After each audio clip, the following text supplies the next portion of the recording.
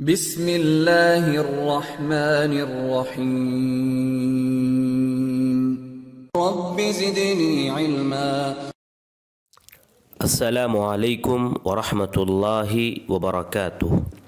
محترم ناظرین، سیر علماء کرام کا یہ 115واں حصہ ہے، اور آج کے اس ویڈیو میں ہم معلوم کریں گے ابن جزی الکلبی رحمہ اللہ کے متعلق، جو 8ویں صدی ہجری کے عالم ہیں اور اندلس کے رہنے والے ہیں، اور جانتے ہیں، مشہور ہے کہ 8ویں صدی ہجری میں اندلس میں کئی حادثات پیش آئے، جن میں نصارہ کے ہاتھوں اندلس کے کئی شہر ختم ہو گئے تھے۔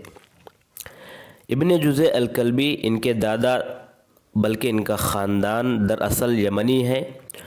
یہ لوگ ہجرت کر کے، ان کے دادا ہجرت کر کے اندلس آ گئے تھے، غرناطہ میں مقیم ہو گئے تھے، تو لہذا ابن جزی الکلبی کی ولادت، ان کی پیدائش یہیں اندلس میں غرناطہ میں ہوئی۔ 690 پر 3 ہجری کو آپ پیدا ہوئے۔ آپ کی مشہور تفسیر ہے التسہیل فی علوم التنزیل، اور آپ کے خاندان میں علمی شخصیتیں بہت تھیں۔ آپ کے خاندان میں کچھ قضات تھے، علماء تھے، فقہا تھے، اور انہی خاندان کے علمی افراد میں سے آپ بھی ایک ہیں۔ 740 ہجری کو آپ کی وفات ہوئی اور آپ شہید ہوئے، جنگ میں آپ وفات پائے۔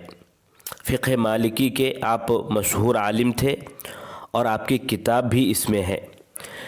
یہاں ایک تنبیہ بہت زیادہ ضروری ہے کہ کلبی نام سے 2 لوگ مشہور ہیں، آپ ابن جزی الکلبی جن کے بارے میں آج ہم بات کرنے والے ہیں، اور ایک دوسرے ہیں ابن سائب، محمد بن سائب الکلبی۔ ان دونوں میں فرق یہ ہے کہ محمد بن سائب الکلبی یہ جو ہے 146 ہجری کے ہیں، تو بہت پہلے کے ہیں، اور ان کے بارے میں مشہور ہے کہ یہ متہم بالکذب ہیں روایت میں، تفسیر میں۔ لہذا کلبی آپ نام سنتے ہی متہم بالکذب ہیں، تو آپ ابن جزی الکلبی کو نہ سمجھیں، بلکہ یہ اچھے امام ہیں اور ثقہ راوی ہیں، بلکہ مشہور مفسرین میں سے ایک ہے۔ وہ جو متہم بالکذب ہیں وہ محمد بن سائب الکلبی ہیں۔ دونوں میں فرق کرنا ضروری ہے۔ دونوں ایک ہی خاندان کے ہیں، کلبی خاندان کے ہیں، لیکن وہ پہلے زمانے کے ہیں اور یہ بہت بعد کے زمانے کے ہیں، 8ویں صدی ہجری کے یہ ہیں۔ آپ کا مکمل نام کیا ہے؟ محمد بن احمد بن محمد بن احمد بن عبداللہ بن یحییٰ ابن عبد الرحمن بن یوسف ابن جزی ابو القاسم الکلبی الغرناطی المالکی۔ کلبی نسبت ہے کلب بن وبرہ کی طرف، جو یمنی قبیلہ ہے۔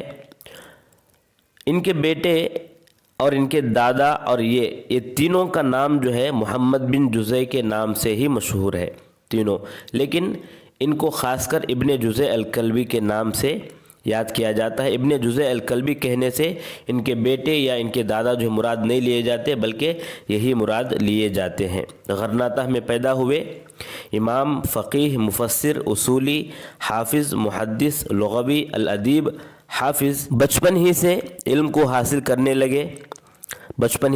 حاصل کرنے لگے۔ بالغ ہونے سے قبل ہی حافظ ہو گئے تھے۔ چونکہ ذہین تھے، اس لیے ان کا ذہن بھی انہیں بہت کام آیا۔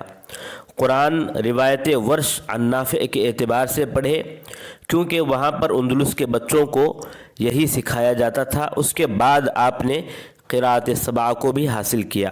اس کے بعد حدیث سنا، خاص کر صحیحین، سنن، موطا۔ اس کے بعد عربی زبان حاصل کیا، تفسیر حاصل کی۔ آپ ادب میں بھی ماہر تھے، اشعار کی تقریض کرتے تھے اور روایت بھی کرتے تھے۔ آپ کے اشعار بھی ہیں جو دین اور اخلاق پر ہیں، جن میں جو مشہور اشعار ہیں ان میں سے لِكُلِّ بَنِي الدُّنْيَا مُرَادٌ وَمَقْصِدٌ وَإِنَّ مُرَادِي صِحَّةٌ وَفَرَاغٌ لِأَبْلُغَ فِي عِلْمِ الشَّرِيعَةِ مَبْلَغًا يَكُونُ بِهِ لِي لِلْجِنَانِ بَلَاغُ وَفِي مِثْلِ هَذَا फलयुनाफिस उलुन्नुहा वहस्बी मिनद्दुनिया अलगरूरी बलागु फमल फौज़ु इल्ला फ़ी नईमिम मुअब्बदिन बिहिल आइशु रग़दुन वश्शराबु युसागु। आपके असातिज़ा की अगर बात करें तो आपके असातिज़ा में मशहूर अबू जाफ़र बिन ज़ुबैर, जिनसे आपने अरबी हासिल किया, फ़िक़्ह, हदीस, क़िराअत, इन तमाम उलूम को आपने इन्हीं से हासिल किया। अबू अब्दुल्लाह इब्नु अल-मक्काम या अल-मक्काद, इनसे भी आपने हासिल किया। अबुल हुसैन बिन समऊन, अबू अब्दुल्लाह इब्नु अल-इमाद, अबू अब्दुल्लाह इब्नु रुशैद, इनको जो है आप लाजिम पकड़े थे। वज़ीर अबू मुहम्मद अब्दुल्लाह, ख़तीब वलीद अबू अब्दुल्लाह अत-तंजाली, अबू अब्दुल्लाह बिन अबू आमिर इब्नु रबी, ये आपके मशहूर असातिज़ा हैं। और आपके तलामिज़ा आपसे उलमा, हुफ़ाज़, रुअसा, सुदूर सब ने हासिल किया। फ़ुक़हा, लुग़वियीन, उदबा, कुत्ताब, दुआत आपसे मुस्तफ़ीद होते रहे और इनका जो इल्म है, इनके जो फ़तावे हैं, ये आफ़ाक़ में मशहूर हुए। आपके मशहूर तलामिज़ा में ज़ुल वज़ारतैन लिसानुद्दीन इब्नुल ख़तीब, अब्दुल हक़ बिन मुहम्मद बिन अतियह अल-फ़क़ीह, मोहम्मद बिन मोहम्मद अबुल क़ासिम इब्नु हश्शाब, मोहम्मद बिन क़ासिम अंसारी अल-जियानी, अबू अब्दुल्लाह अश-शदीद, अबुल हसन अन-नबहानी अल-बनहानी अल-हज़रमी आपके एक शागिर्द हैं। अबू उस्मान इब्नुल हद्दाद, ये भी आपके शागिर्द हैं। अब आइए उलमा आपके मुताल्लिक़ क्या बयान करते हैं, क्या ख़याल रखते हैं, वो मालूम करते हैं। मुतरजमीन इनके नाम के साथ इमामत, हिफ्ज़, मारिफतुल हदीस, मारिफत तफ़सीर, मारिफत फ़िक़्ह और इन सब के लेबल लगाते हैं। इनके शागिर्द हज़रमी कहते हैं कि वो कामिल मुरूअत वाले थे, हाफिज़ थे, मुतक़िन थे, फ़ादिल अखलाक़ वाले थे, दियानतदार थे, पाक थे। इनके इल्म व दीन की शोहरत इनके तारीफ़ करने से रोकती है।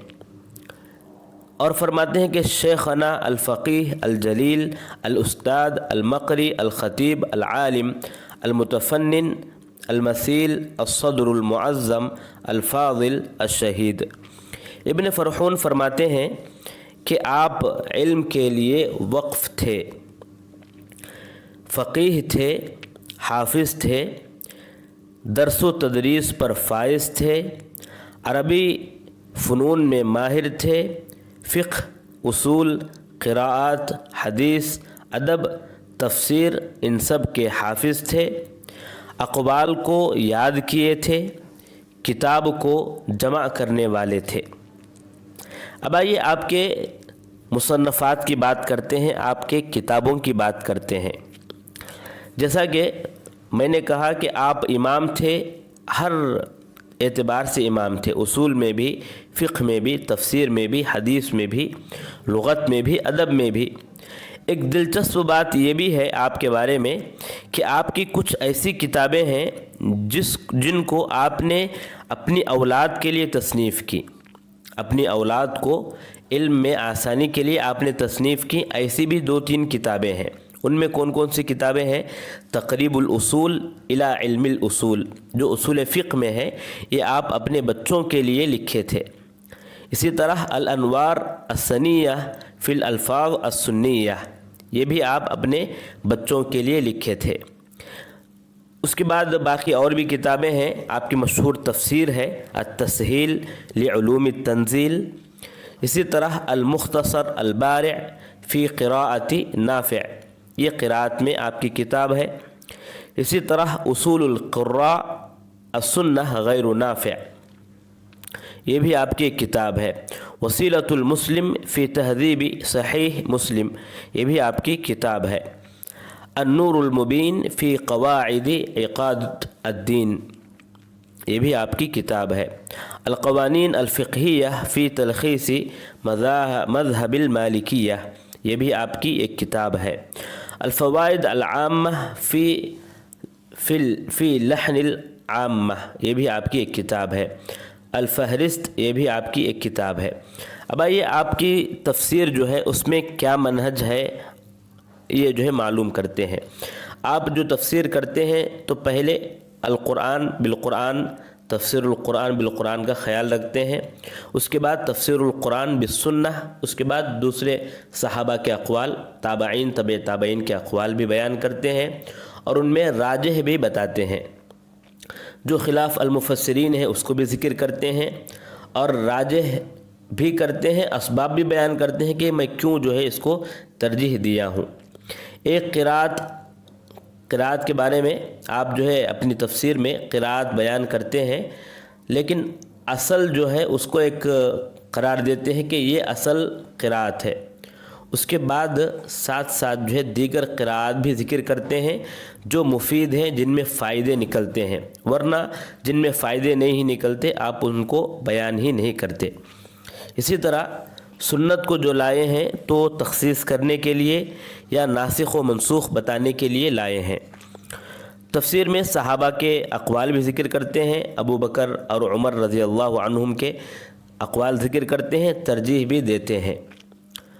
آپ اپنی تفسیر میں قائلین کے نام بہت کم ذکر کرتے ہیں۔